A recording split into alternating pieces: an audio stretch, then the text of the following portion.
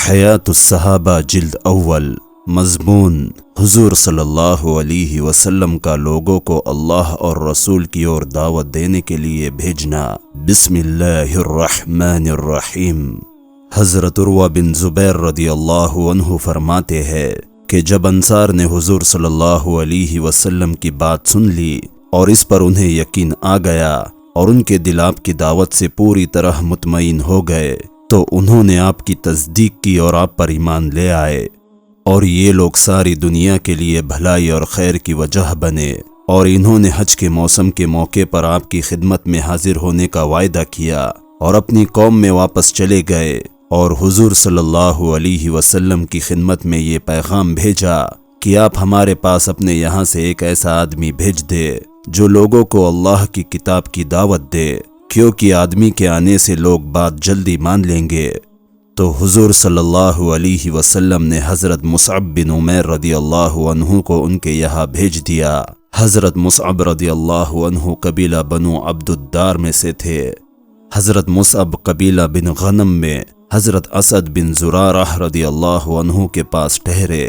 وہ لوگوں کو حضور صلی اللہ علیہ وسلم کی باتیں بتاتے، قرآن شریف پڑھ کر سناتے۔ پھر حضرت مصعب رضی اللہ عنہ حضرت سعد بن معاذ کے پاس ٹھہر کر دعوت کے کام میں لگے رہے، اور اللہ ان کے ہاتھوں لوگوں کو ہدایت دیتے رہے، یہاں تک کہ انصار کے ہر گھر میں کچھ نہ کچھ لوگ مسلمان ہو گئے، اور ان کے سرداروں نے بھی اسلام قبول کر لیا، اور حضرت عمرو بن جموح بھی مسلمان ہو گئے اور ان کے بت توڑ دیے گئے۔ حضرت مصعب بن عمیر رضی اللہ عنہ حضور صلی اللہ علیہ وسلم کے پاس واپس چلے گئے، اور ان کو مکری پڑھانے والے کے نام سے پکارا جاتا۔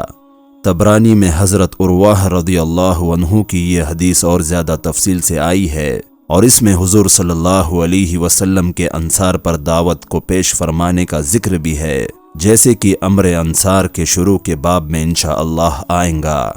اس حدیث میں یہ مضمون ہے کہ انصار اپنی قوم میں واپس چلے گئے اور خفیہ طور پر دعوت دینے لگے۔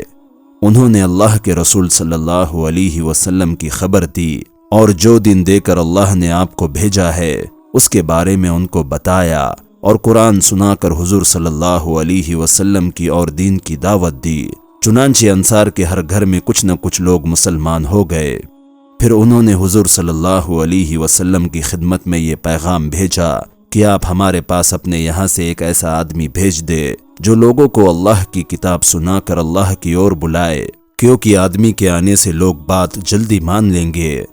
چنانچہ حضور صلی اللہ علیہ وسلم نے قبیلہ بنی عبد الدار کے حضرت مصعب بن عمیر رضی اللہ عنہ کو ان کے یہاں بھیج دیا، اور وہ قبیلہ بنی غنم میں حضرت اسد بن زرارہ کے پاس ٹھہرے اور لوگوں کو دعوت دینے میں لگ گئے۔ اسلام پھیلنے لگا اور اسلام والے زیادہ ہونے لگے، اور وہ خفیہ طور پر دعوت دے رہے تھے۔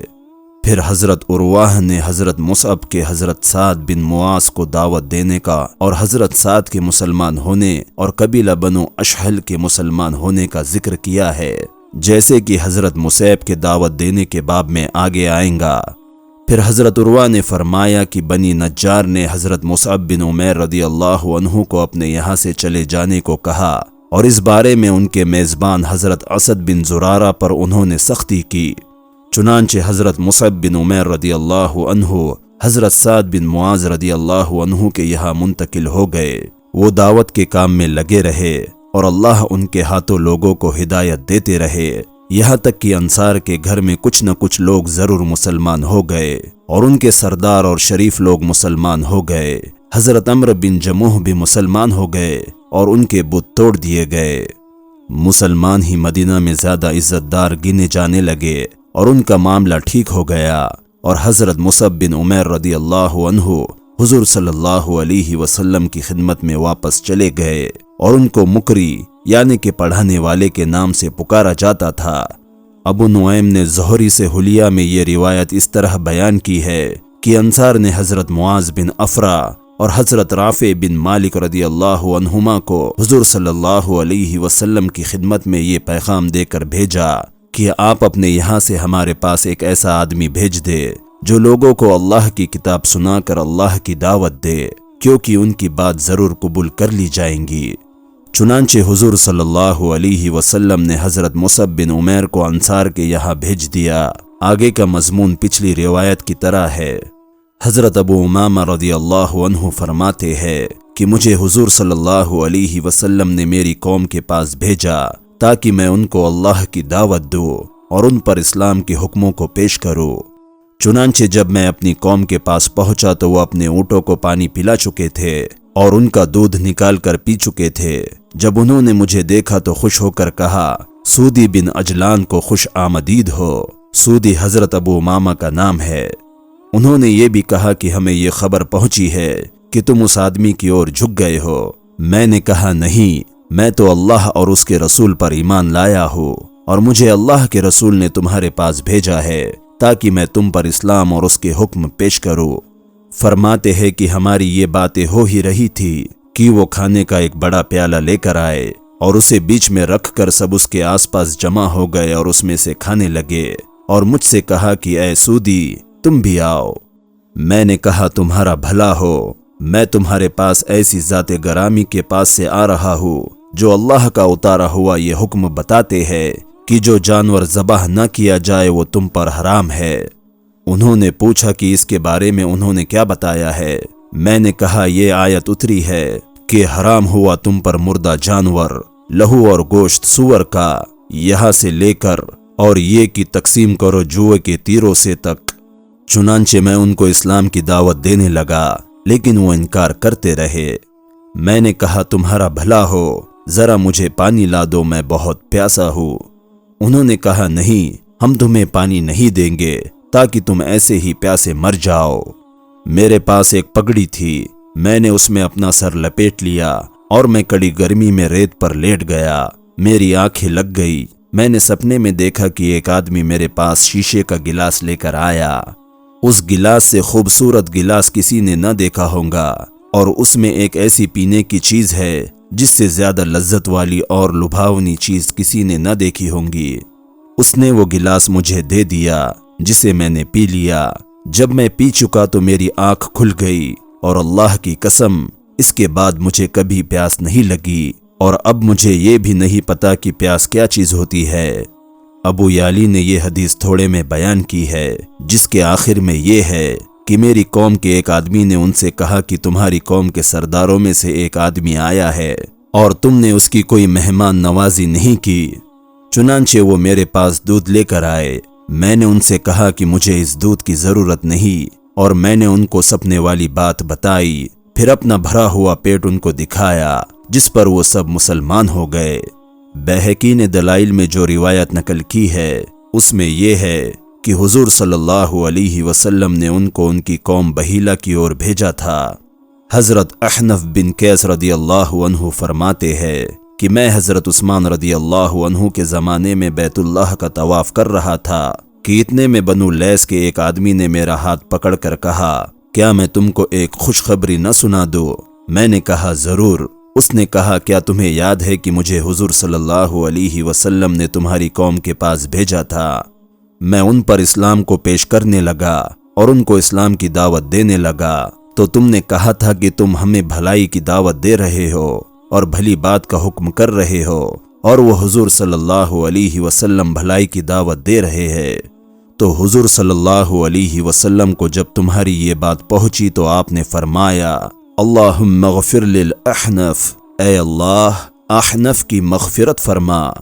हजरत अहनफ फरमाया करते थे कि मेरे पास ऐसा कोई अमल नहीं है जिस पर मुझे हुजूर सल्लल्लाहु अलैहि वसल्लम की इस दुआ से ज़्यादा उम्मीद हो।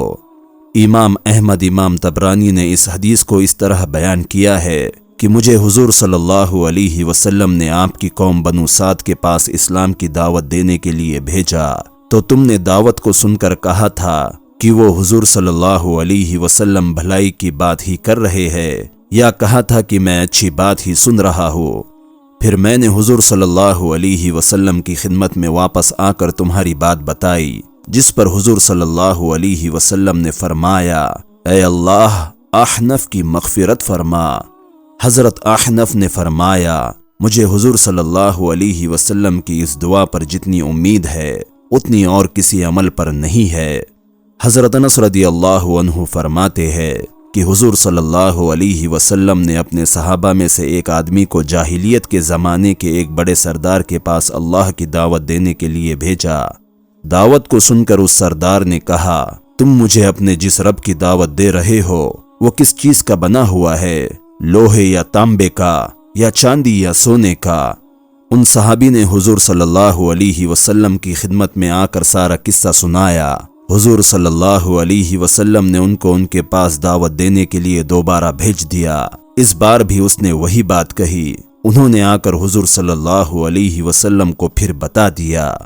حضور صلی اللہ علیہ وسلم نے تیسری بار پھر ان کو اس کے پاس بھیجا۔ اس نے پھر وہی بات کہی۔